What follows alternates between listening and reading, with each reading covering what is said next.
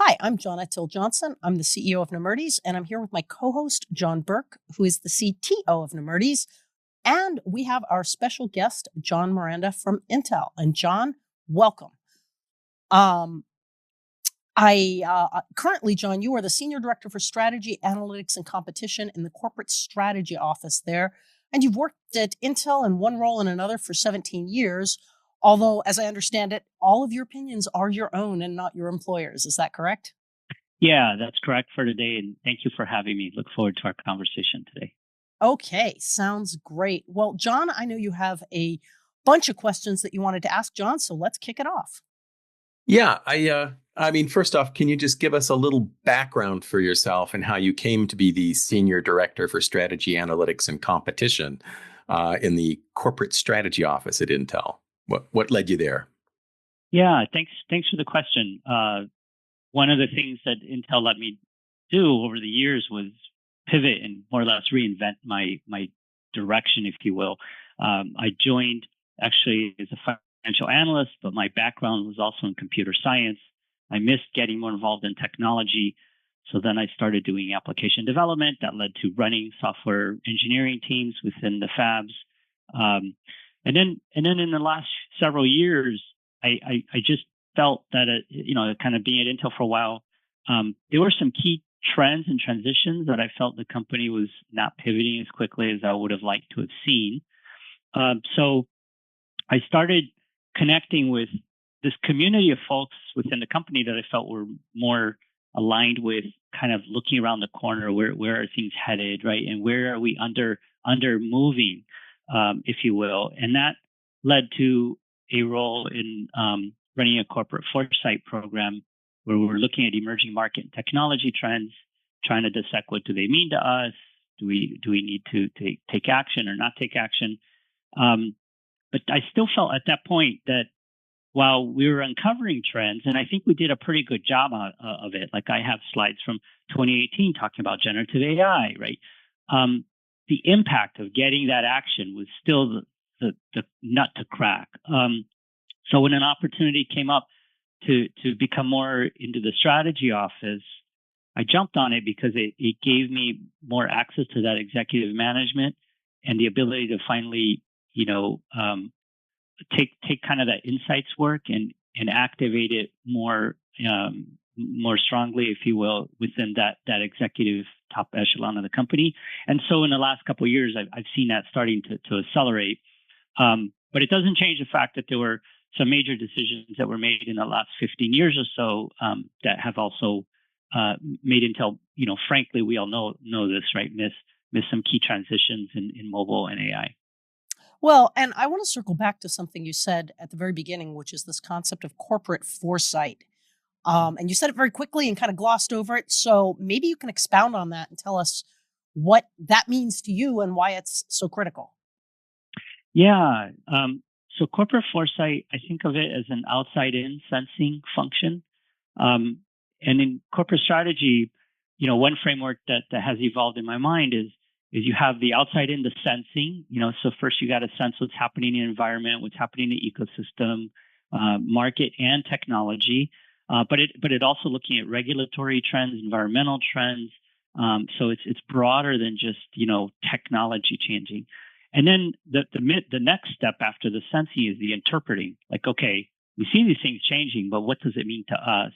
And so now contextualizing it to the company or the organization you're in. And then finally, the last part of that triad is now activate, like do something about it or not do something about it, depending on what it is. But the corporate foresight is that first of those three sections, which is that outside in sensing of what's changing in the world and what does, and starting to think about what this might mean to us. And that activation piece is the part that I think a lot of our listeners will sympathize with the difficulty of, right? We're in jobs where we spend a certain amount of time scanning the horizon and looking for the next thing that's going to affect us, affect our organizations. But looking ahead and seeing those things is different from having not just the ear of leadership, but getting them to pay attention to the thing that you've called to their attention. So talk more about that activation phase. Yeah, but thanks for your question, because what I feel I've learned is by far that can be the most difficult of the three. I've been, interacting with other colleagues that do corporate foresight in other Fortune 100 companies, large automotive brands we've all heard of, pharmaceuticals, and they all kind of said the same thing, right? Yeah, we see these things coming, but then trying to get that attention and that activation is the hard part. The other thing that we kind of noted as we were sharing, hey, here's what I'm seeing, and they're like, here's what they're seeing. 85% it was the same, right? We're all, or you could also look at Gartner, you could look at other firms out there that do the trends radar, what's out 10 years, 5 years, 1 year, 85, 90%, we're all seeing the same thing.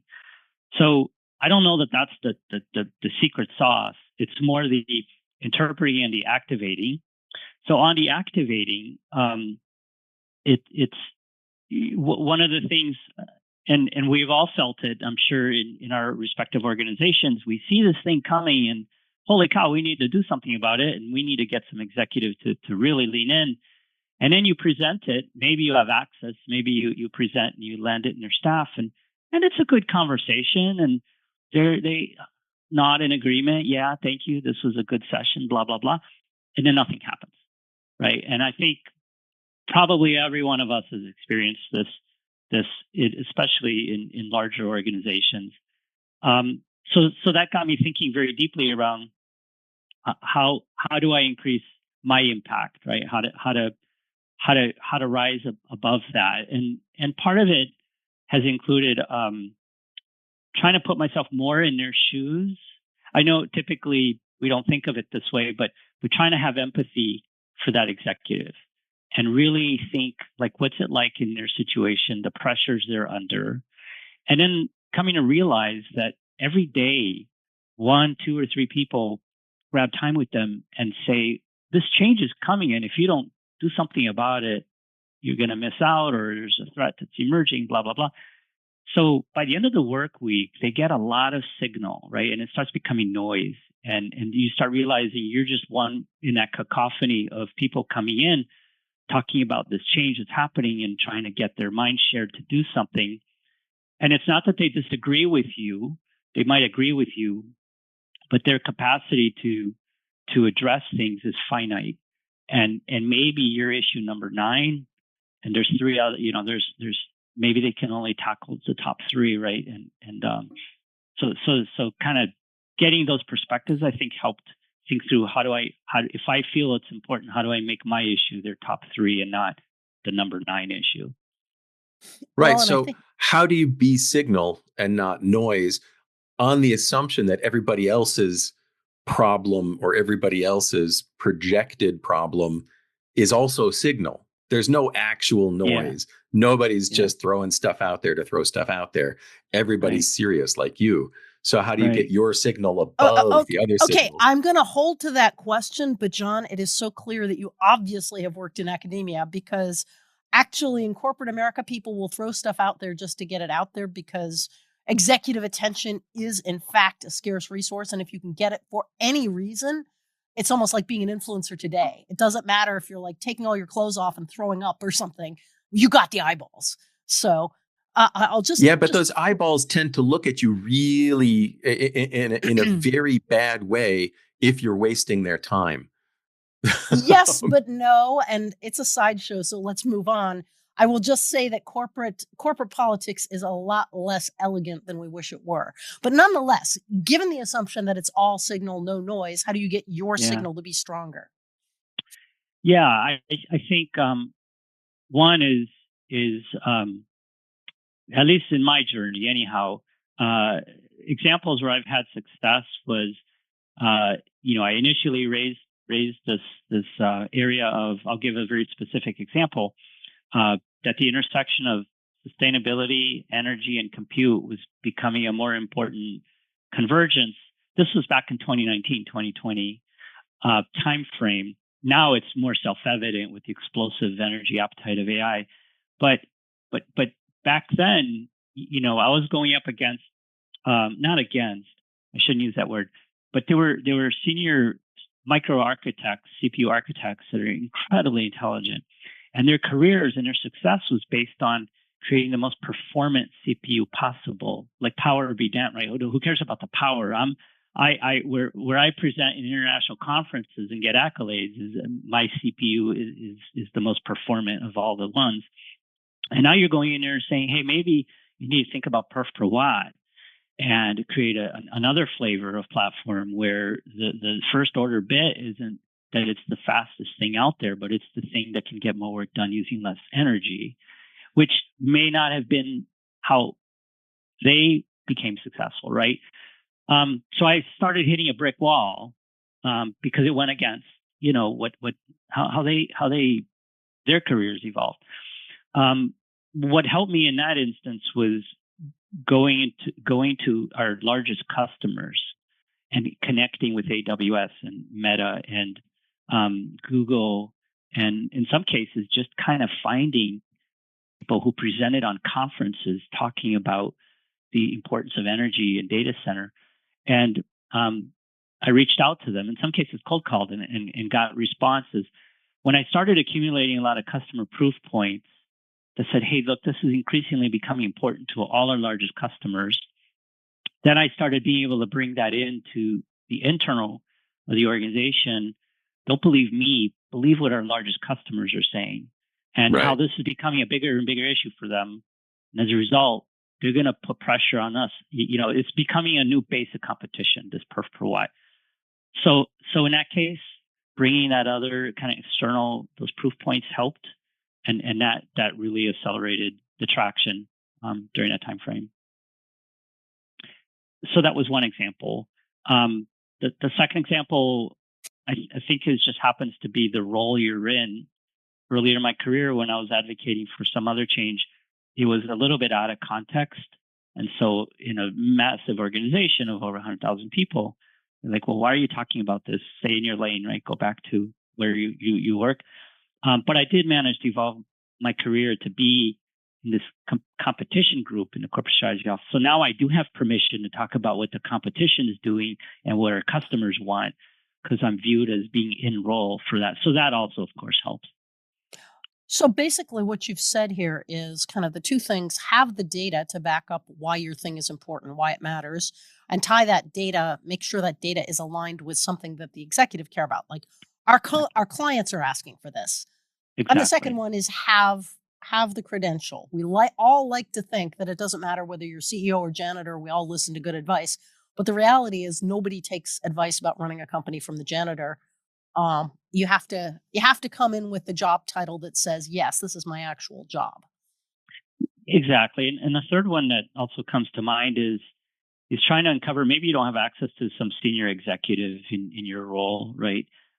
But you should try to uncover, who does that senior executive listen to on a particular topic. And by the way, it's not always a senior person in their staff. It could be someone 3 levels down in some site in Albuquerque.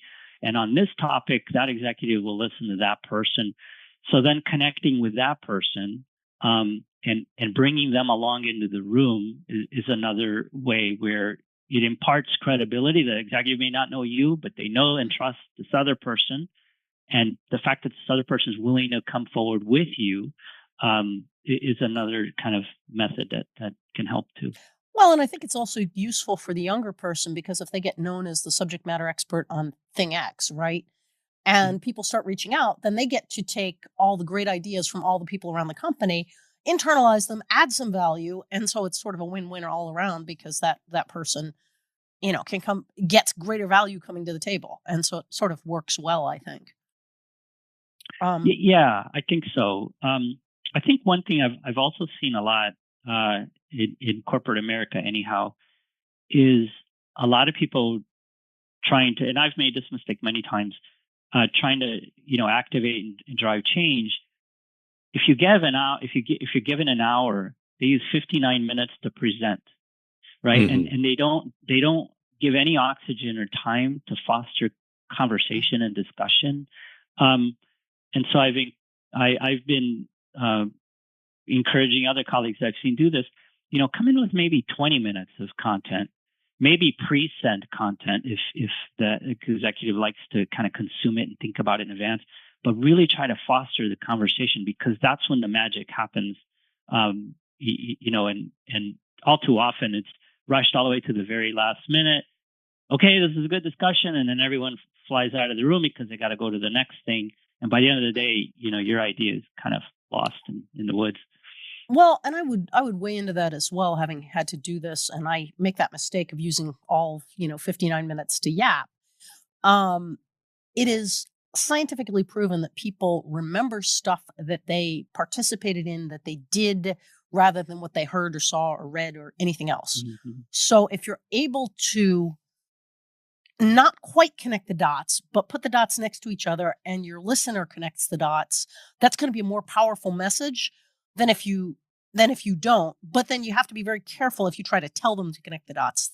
But you also have to be very careful. The flip side of that is, I know technologists who are so afraid of seeming condescending and superior that they will put the dots out and assume everybody has the same level of context to connect them. And that gets back to your comment about empathy. I was recently trying to explain on the New York Stock Exchange, like, what quantum computing is and how it poses a threat to cryptography.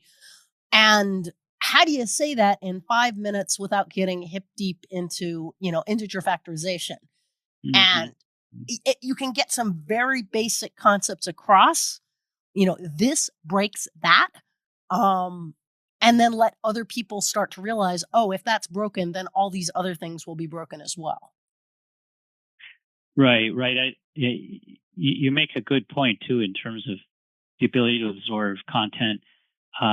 One other area I've given thought, and this all goes back to that activation, right? That third part is understanding people's learning styles. And I've dealt with, senior executive staff that the conversation's much better if you pre-send a white paper a couple days in advance and let them kind of stew on it. Others won't read it and they just want to see it real time, right? But just even understanding kind of the learning style of some of the key people that you're trying to gain. So you started thinking about all these techniques, right? And I think it goes back to, John, your earlier question. If there's 9 great kind of things being surfaced in your organization, and you're one of those, but you have the conviction that yours should be one of the top priorities. Thinking about all these things, I think, matter in terms of trying to get more of that mind share of action in the thing you're trying to push. And actually, go ahead, John. I was going to say, and understanding what those other points are, those other causes for alarm, and being able to point at how addressing yours helps address or shift away from a point where you're going to be hurt by those other things, that can all really underscore the importance of the thing you're putting forward. It's like, if you do this, then you avoid having to do those 4 things, and you've got help doing these 2 things. So the 9, become 4, and you're one of the 4. Yeah, that's a great point, John, because you also remind me of if you don't have access to some senior executives before that session, but maybe you can access their chief of staff, and you can test the kind of reaction or receptivity to where you're going. Does it support their agenda? Does it solve other problems? Or maybe someone pitched the same thing 3 years ago and it failed miserably, and you didn't know about that, right? So wouldn't it be good to know in advance so that you're prepared for that how that would go, or understanding that this is a non-starter for reasons you would have no idea, right? And you're going to go pitch something that I do recall one conversation that happened. This was a long time ago at Intel. I think it's shareable. It's been 20 years ago, but this finance team spent a quarter showing how putting a fab in a certain part of Asia was going to be $1 billion less than putting it in the U.S. But what they didn't know is the then CEO of the company had a firm conviction that he wanted to have this presence in the U.S. They spent a quarter working all the numbers, but the meeting lasted 40 seconds. It was like, no, I've already it's decided not going to happen, right? And he walked out of the room. But wouldn't it have been nice if they understood that this was a non-starter, or maybe they would have handled the conversation: should we build it in Albuquerque or Oregon versus should we build it in the U.S. versus Asia, and had an analysis that would have been more productive, right? And John, I think you raise the point of not just what's a non-starter, but why it's a non-starter. It's like he's not interested in economic arguments, so don't spend a quarter building economic arguments. Right. Yeah, exactly. It reminds me of a strategic exercise we did not so terribly long ago, John, which had to do with which data centers get consolidated and shut down. And every time we did this, and this particular company would bring us in to do this about every 3 or 4 years. And every time we did it, it always came down to the same point, which is they had a particular data center in California. It's earthquake prone, it's tsunami prone, it's wildfire prone, it's the most expensive real estate in the country. This is probably going to make sense to shut down. But that was never going to happen because it was tied up with the legacy of the company and where they came from and all the other activities that they engaged in. And it's like, after a while, we got smart and said, we know this is off the table. So let's go let's talk about all the other scenarios. And of course, the first time we said that, they're like, why is this off the table? That's funny. Yeah, but yes, I think also coming back to that credibility, I have found in certain scenarios, it's actually very useful to have a track record of saying, I will tell you if my thing is not super important, and I will gracefully defer to someone else whose thing is.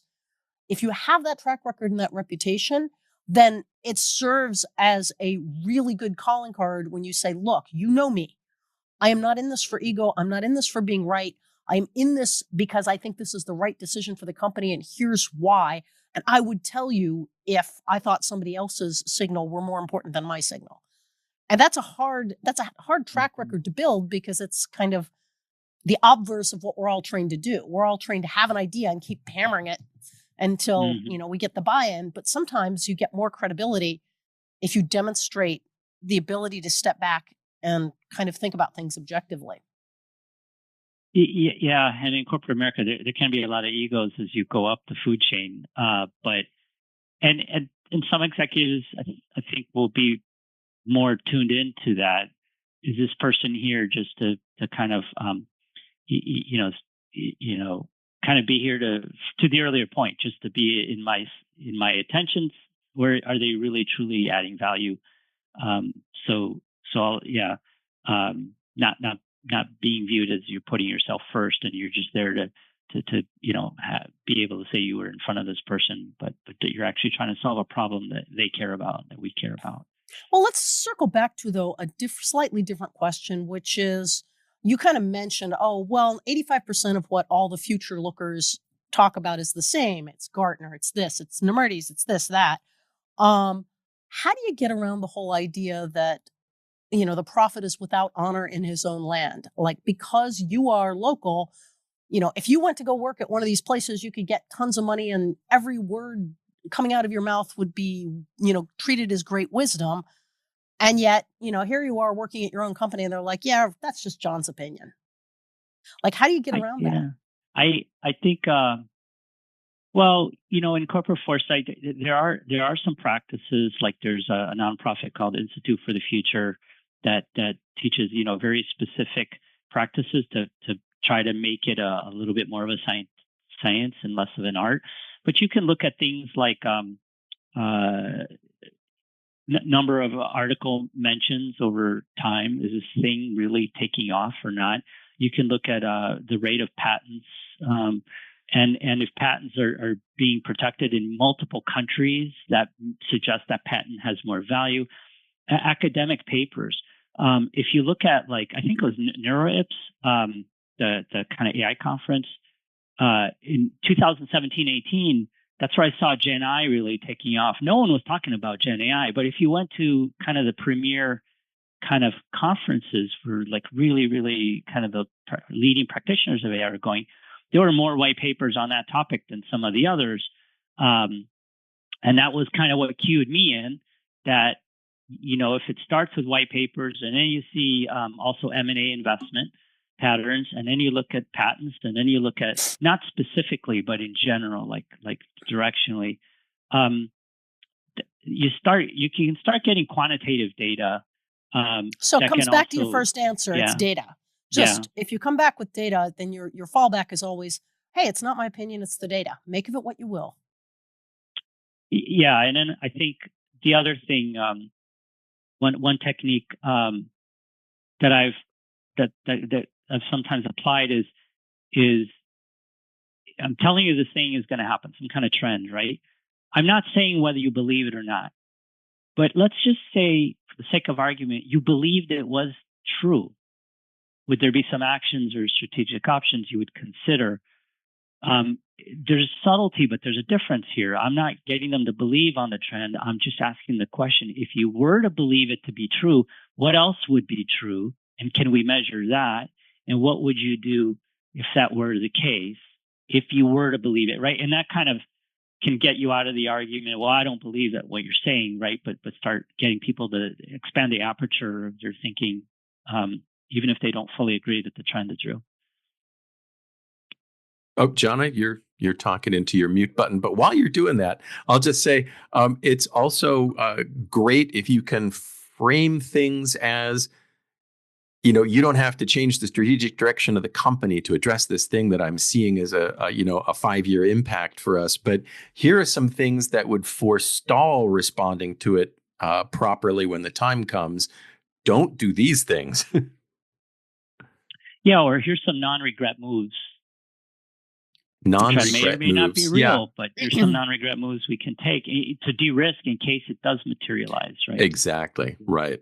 So I like the what if, playing the hypothesis game. Let's zoom out and take more of an existential view in this. You became the part of the corporate foresight team at a company that already believed in the value of corporate foresight.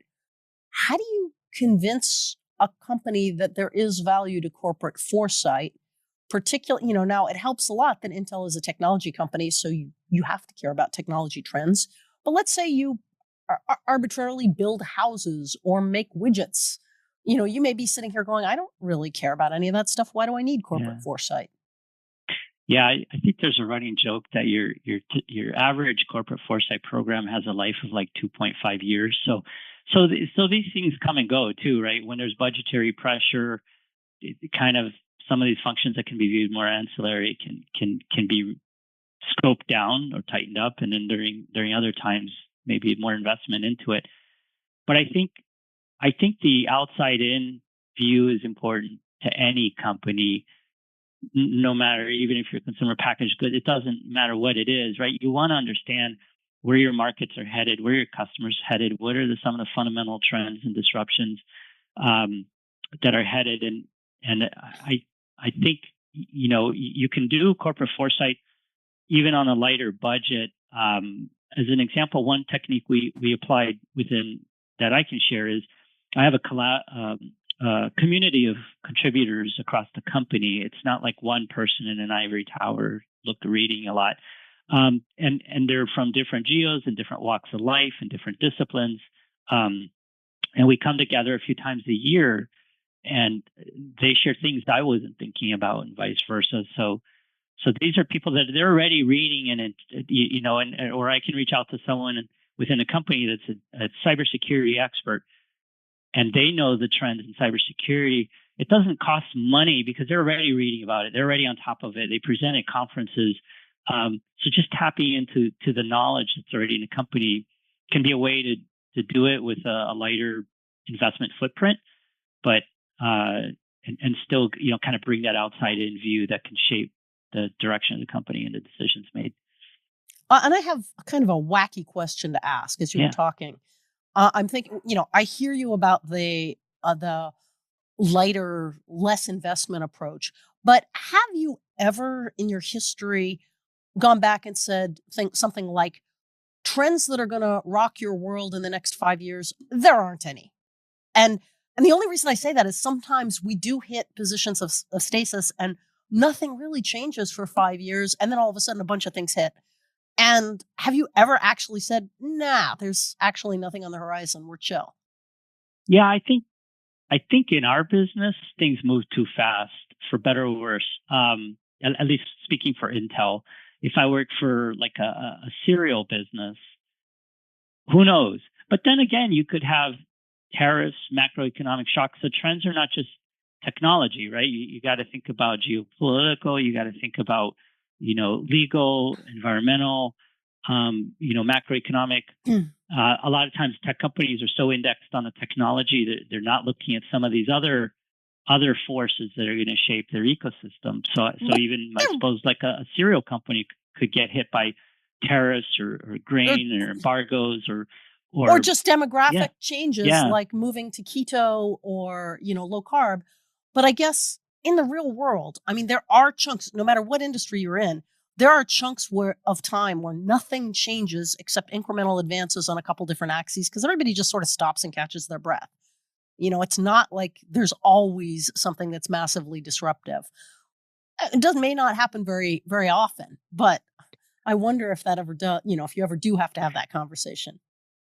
I mean, that's a great question. There could be some industries or areas that are more incremental in nature, but still markets and competition, M&A can create disruptions that are more kind of the structure of that ecosystem they compete in. That could be sudden, right? There always can be, but sometimes like it really is smooth sailing for a year or two because AI hasn't hit. Like honestly, before AI hit, we were all kind of looking around going, nothing really has changed. And the only big change was the demographic change of COVID and everybody suddenly realizing, oh, we've got to enable work from home. And, people that sell microphones and Zooms stock went through the roof while people tried to get their arms around it. But anyway, enough pushing on that one. Yeah. No, it's a great observation.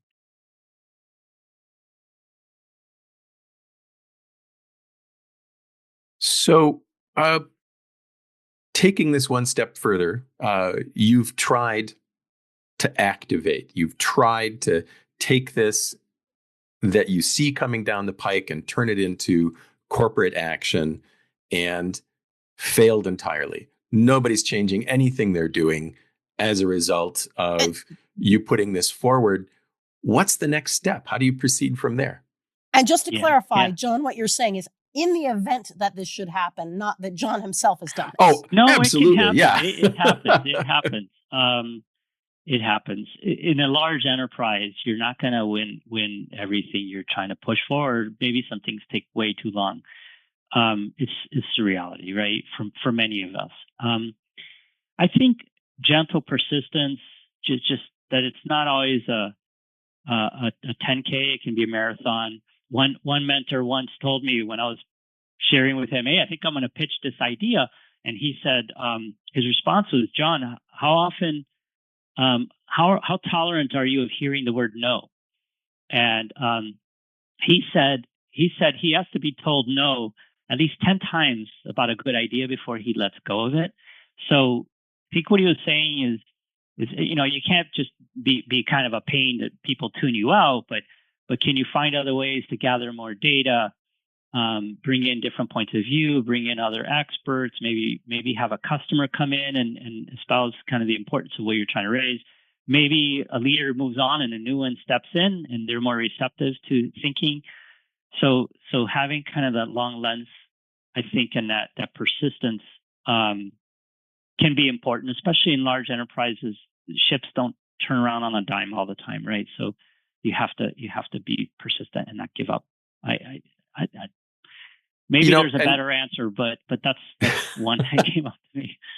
Something you said in there made me think too. You've got to be prepared to be really opportunistic, like some other business event highlights the thing that you're seeing in the future that the business has to prepare for and doesn't. And it might be something that happens to a competitor. It might be something that happens to a subsidiary on a smaller scale. It could be any sort of thing, but it can give you that moment of heightened awareness at the executive level that you can jump into and, strike while the iron is hot. Yeah. Sometimes the door will crack open and you got to run through it. And there was an example earlier in my career when I was advocating for more action in a particular area, and some VP in another whole other part of the company somehow saw a piece of this content, and I never met him. He never met me, and he said, "Can you be here tomorrow? Fly to Oregon tomorrow, like 10 hours notice. I really want to hear more about this." And he was a pretty senior executive, and unusual because he didn't know me. I was completely in the manufacturing side of the company, but I immediately booked a flight, flew out 6 a.m. the next morning, landed in Portland into what was the largest kind of snowstorm they had in years. It took me 5 hours to get to the plant. People were all running out and having snowball fights or headed home while they could. And I'm thinking, Jason better be in the office. Yeah. Because I left sunny Arizona and flew into a blizzard. And he was. And then he said, "Hey, if you can't get to the airport, you can stay at our house even, because it's like a major storm here." But the point was, when sometimes that opportunity opens, the importance of really running through that door, and then following up with urgency, on things. And I think the other piece about that story that's great is, as we all know, if you're willing to get on a plane the next day and go out there, then you must really believe in your own thoughts, which is something that people do use as when they evaluate whether to listen to you or not. And when you said, be opportunistic, I quickly flashed on that quote, "Never let a crisis go to waste." Mm-hmm. And what's funny is that the internet is absolutely split on who said it. Half the people seem to think it was Rahm Emanuel, and the other half of the people seem to think it was Saul Alinsky. And two more different people I can't imagine, but okay. But nonetheless, it's, it is that idea of, okay, maybe people aren't quite ready for this game-changing concept yet. But if you do spend some of the time in the background wrapping your head around what kind of environment would it need to be for people to be ready to take this crazy idea, then when you see it starting to emerge, you can jump. And I'll come back to COVID and remote work. For years and years and years, we kept tracking how many people were working remotely, and the answer kept bubbling up at, somewhere between 12 and 15%. And then all of a sudden it was COVID, and it was everybody practically. Mm-hmm. And it was sort of like if you had thought about it ahead of time and said, well, in the event of a major catastrophic environmental issue, in the event of a pandemic, in the event of a few other things, you would be behind the scenes preparing whatever you needed and jump in when that event occurred. So, and I'm going to chime in. I remember going to Boston and doing an 2-hour-long strategy session with a financial firm there about bird flu preparations and what they should be thinking about doing to prepare for the next pandemic. And it was all, remote work. And if they had gone through with their plans then, they would have been perfectly positioned to deal with COVID when it hit. But of course they didn't. Yeah, well, that is the challenge. And we all saw the movie Outbreak, right, with Dustin Hoffman. It kind of, in a way, or Contagion. Maybe it was that one. It was a different one, but yeah, that adaptability, and even for technology companies, was it, if they were to design, a platform for collaborative work, how would it be? If you could do it from scratch, how would you do it? Would you do it such that we have to ask each other, "Can you see my presentation?" Like in 2025, why aren't we reimagining how some of these things work and solving some of those easy problems? Seems like there's an opportunity there. Okay, well, John, I know we're sort of running up against the end of the episode. Did you have any last questions for John? No, I don't think so. I think what we're going to have to do is have another session with John and pursue this further. I agree. John has such great insights. And also, John, you have great book recommendations. I've just got to say that.